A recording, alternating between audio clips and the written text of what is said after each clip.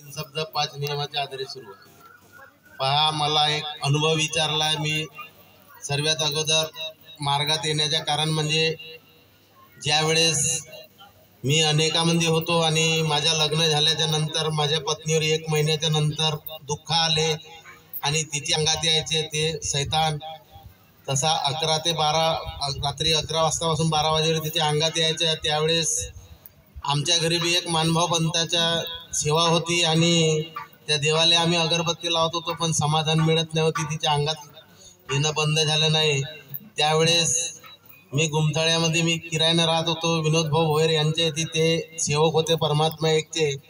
त्यावेळेस ते सायंकाळची प्रार्थना करत त्यावेळेस ते म्हणायचे की बोबडीजी, तुमची पत्नी रात्री 11 ते 12 वाजेपर्यंत तिच्या अंगात येते आणि सैतान लागला आहे, तर तुम्ही एक काम करा, सायंकाळची प्रार्थना करतो त्यावेळेस तुम्ही माझ्या घरी आणा. त्यावेळेस त्याच्या घरी नेलं मी ना आणि तिला सुख समाधानी मिळाली. आणि मग त्यांना आम्हाला मार्गदर्शन केलं का आता म्हणे तुम्ही हा देव विसर्जन करा आणि मार्गात प्रवेश करा. त्यावेळेस मार्गदर्शक म्हणजे रामचंद्रजी झाडे मुक्काम मळुदे यांच्याकडे गेलो आणि त्यांना आम्हाला मार्गाची रूपरेषा सांगितली आणि आपल्या घरची साफसफाई केली. म्हणजे साफसफाई म्हणजे तो एक देव आम्ही विसर्जन केला आणि 3 दिवसाचे कार्य दिले. ते 3 दिवसाच्या कार्यामध्ये माझ्या पत्नीच्या अंगातले भूतबाधे नाहीसे झाले आणि सर्व सुख समाधानी मिळाली. असा करता करता आम्ही 14-15 वर्ष साध्या कार्यात राहिलो. म्हणजे आम्हाला संतान योग नाही मिळत होता.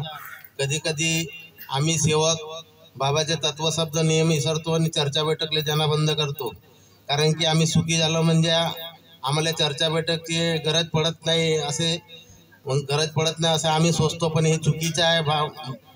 सेवकांना सर्वांनी चर्चा बैठकले जा, हवन कार्याला जा, वेळ काढून जा, परपंच करून परमात्मा साधवा असे बाबाने सांगितले होते. मी असाच हवन कार्यात जायचे, चर्चा बैठक जायचे, तिथून अनुभव घ्यायचे.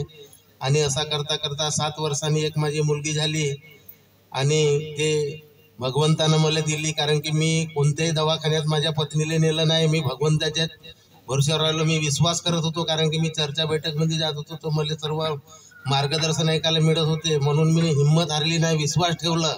एक चित्त, एक लक्ष, एक भगवान. मी म्हणलं भगवंता तुले देणंच आहे, आज्ञा उद्या काहीतरी दे, मुलगा दे नाही मुलगी दे.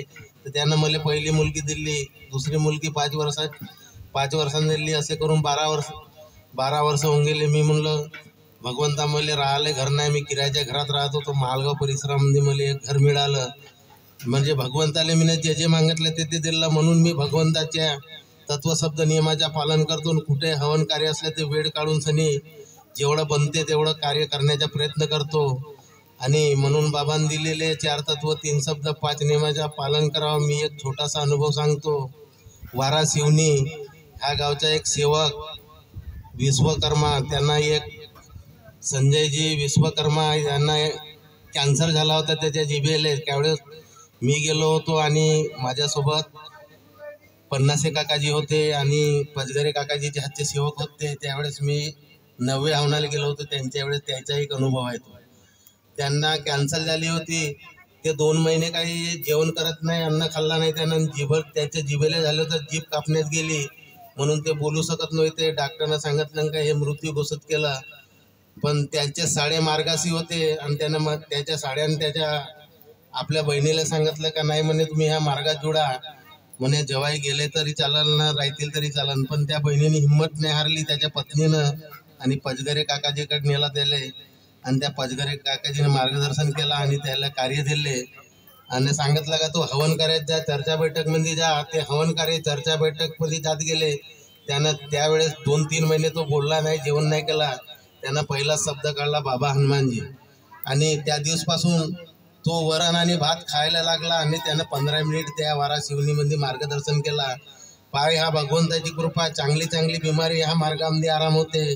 म्हणून बाबांनी दिलेले 4 तत्व 3 शब्द 5 नियम सर्व सेवकांना पाळावे. तुम्ही बी पाळा. माझ्यातून काही बोलण्यामध्ये चुकी झाली तर सर्वात प्रथम मी भगवान बाबा हनुमानजीला माफी मागतो. महान त्यागी बाबा जुमदेवजीला माफी मागतो. माताश्री वाराणसीला माफी मागतो. अध्यक्ष साहेबाला माफी मागतो. संचालक साहेबांना माफी मागतो. सर्व मंच मला माफ करतील. सर्वांना माझा नमस्कार.